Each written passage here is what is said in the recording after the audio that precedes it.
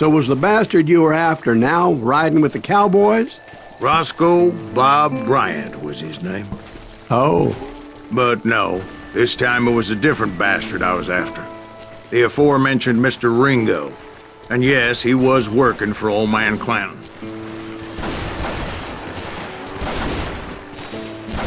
I came upon them robbing a stagecoach, which wasn't surprising, being they were such murderous thieves and bastards. The bandits wore red scarves, so I knew they worked for the old man. Over there! I did my best to help those poor bastards.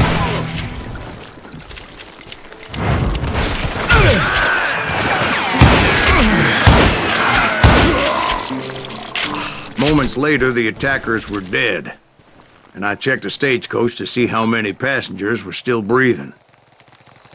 None. It was then I wondered if the rocks weren't hiding more bandits. Was that all of them? Or did I just hit the rear guard? I quickly got my answer. They attacked from on high like Apaches often do.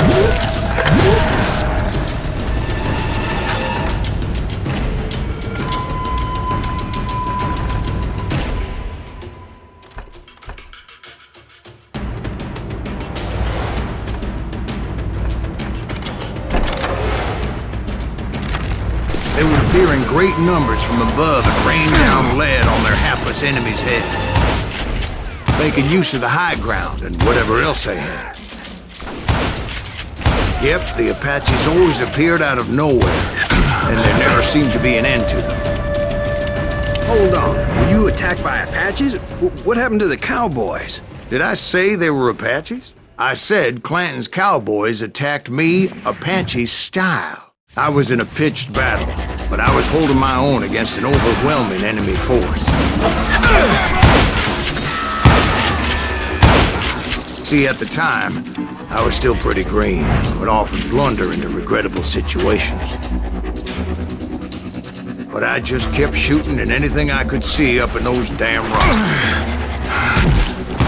I didn't see Ringo, but I knew he was with the cowboys. He and Roscoe Bob had done me a dreadful wrong, and I was determined to have my revenge. But to get to Ringo, I knew I'd have to fight my way past these other assholes first. Unfortunately, I was running out of ammo. Another perfect example of my relative inexperience as a hunter of men. I immediately knew that a tactical retreat was called for, as my vengeful fury was much less impressive without the bullets to back it up.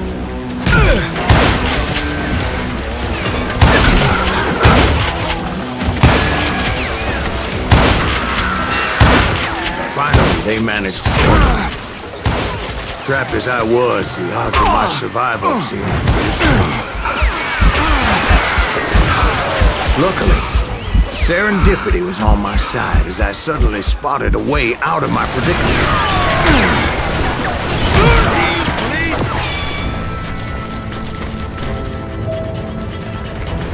I ran ahead as if the devil himself was after me. Bullets were whizzing by my ears, but I wasn't about to roll over and die. I just kept running like there was no tomorrow. Because there wouldn't be if Clanton and his men caught up with me. As I was scurrying around those caves, I thought, what was I thinking? Going up against a gang like this?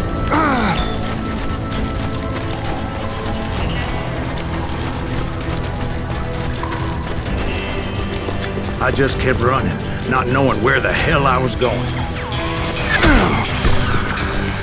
And that's when something miraculous happened. Like manna from heaven, I found the desiccated remains of what looked like an Apache warrior. The old weapon next to him supplied me with some much-needed ammunition.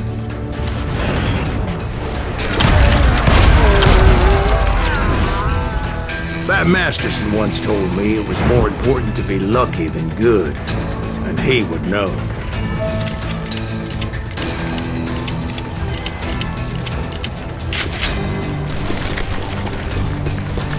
And imagine my surprise when I found a fistful of dynamite to go along with that ammo. That stroke of good fortune evened the odds and bolstered my confidence. It was time to turn the tables. Time for the prey to become the predator. Time for the hunted to become the hunter. Time.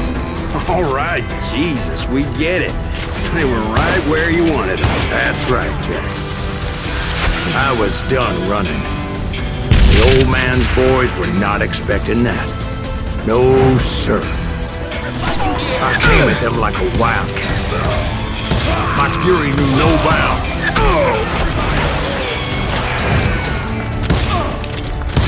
Where's he going?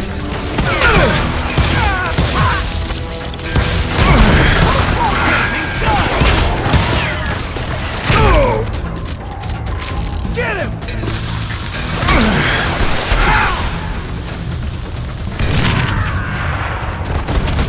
It was finally time for that old man to pay for his sins.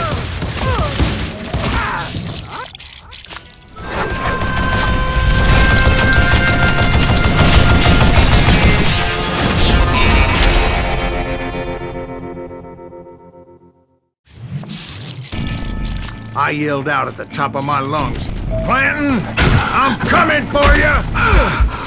A little stealth might have made more sense, to be perfectly honest. Because that old fool had a Gatling gun and enough bullets to last him till kingdom come. But I knew I could not let that deter me. Not if I was to find and kill Ringo. I needed to get that old man off that gun.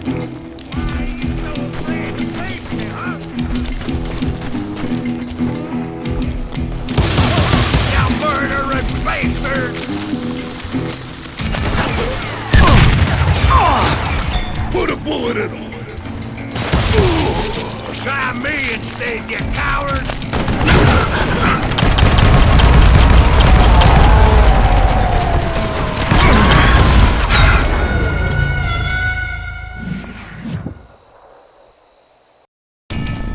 Most everyone thought it was the Ruales who had come up against him in Guadalupe Canyon.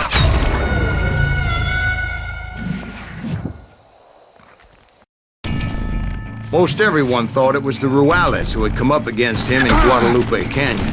But it was just me. You one stupid zombie!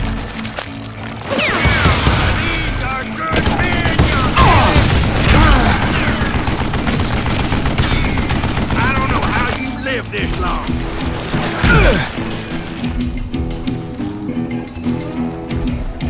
Hey, let's see what you made of. Wait, goddamn bullshit.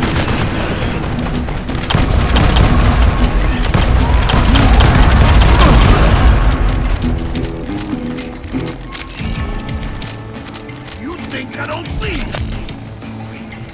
What?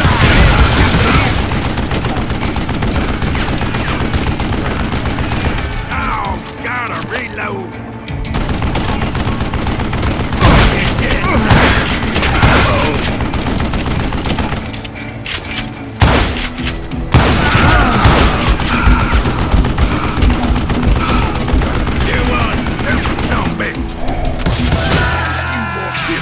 Apparently, one of the cowboys made it out of there alive and told Ike and Billy Clanton that it wasn't a Mexican who took their father's life that day. They just assumed it was one of the Earps, and that little misunderstanding eventually led to that legendary gunfight at the OK Corral.